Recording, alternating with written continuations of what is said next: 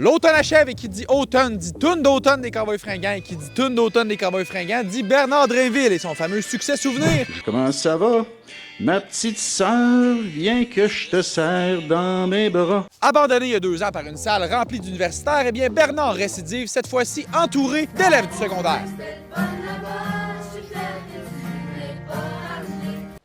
Voici le recap de la semaine présenté par Urbania. Le Parti libéral du Québec est plongé dans une crise majeure. Je n'ai rien à cacher. Rien à cacher. Tout a commencé quand Marois Risky, chef parlementaire, a décidé, sans avertissement, de renvoyer sa directrice de cabinet, Geneviève Hintz. Il faut comprendre que c'est une proche du chef Pablo Rodriguez. Elle était sa directrice de cabinet quand il était à Ottawa. On sait que ça s'entendait pas super bien, Mme Risky et Mme Hintz. Est-ce que c'est simplement dû à un conflit de personnalité? Il y a aussi une hypothèse qui circule comme quoi Mme Hintz aurait utilisé des budgets accordés par l'Assemblée nationale pour financer une tournée régionale du chef Pablo Rodriguez, ce qui est évidemment pas légal. Mme Hintz nie tout, Pablo Rodriguez aussi. Je n'ai rien à cacher. Dans tous les cas, n'ayant pas été informé d'avance et disant n'avoir reçu aucun motif valable pour son renvoi, Pablo Rodriguez expulse Marois Risky du caucus. Parallèle de ça, il y a un autre dossier qui explose dans la une du Journal de Montréal, des textos qui auraient été échangés qui laissent entendre que pendant la course au leadership du parti qui a été finalement remporté par Pablo Rodriguez,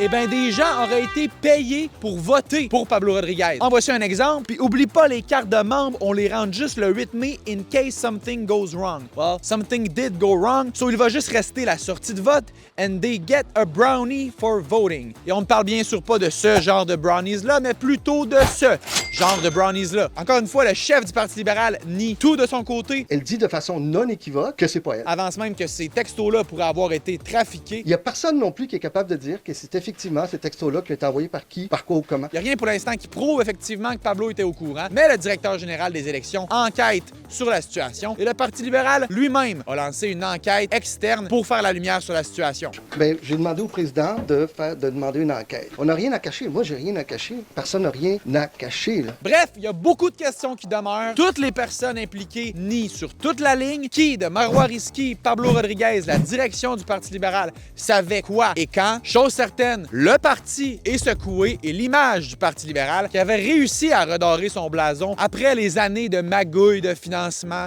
la commission Charbonneau, eh bien, vient vraiment d'en prendre pour son rhume. C'est une crise comme d'autres. Hey, mes cheveux blancs, là, je n'ai eu une coupe de cheveux blancs à cause de crise politique. Ça fait partie de la vie. Pendant ce temps-là, à Sherbrooke, le Parti québécois filait le parfait bonheur lors de son conseil national. Premier dans les sondages depuis longtemps, Paul Saint-Pierre a partagé son truc. Pour lui, de son côté, restez calme. Non, moi j'ai le spa. Chaud, froid, froid, ça détend, ça rend zen, ça me fait du bien. À mes amis du Parti libéral, vous savez quoi demander à Noël. Rend zen, ça me fait du bien.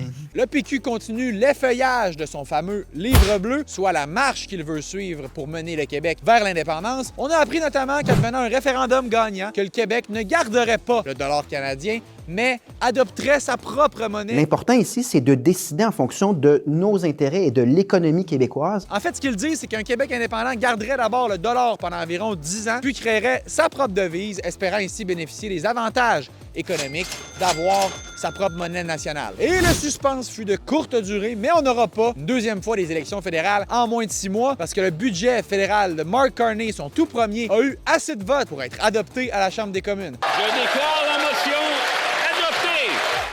En effet, parce qu'ils n'ont pas la majorité des sièges au Parlement, mais le gouvernement avait besoin de l'aide des autres partis pour faire passer son budget. Et donc, grâce au fait que des députés du NPD se sont absentés pour le vote et d'autres députés conservateurs qui jouaient à cache-cache derrière les rideaux pendant que le vote se tenait, eh bien, le vote est passé au compte de 170 à 168. Rappelons que c'est le premier budget de l'ère Mark Carney, un des plus déficitaires de l'histoire du Canada avec 78 milliards de déficit prévus, notamment dû à la hausse des investissements militaires. Abonne-toi au Micromag Urbania pour avoir le recap en exclusivité chaque fin de semaine. Le lien est dans ma bio.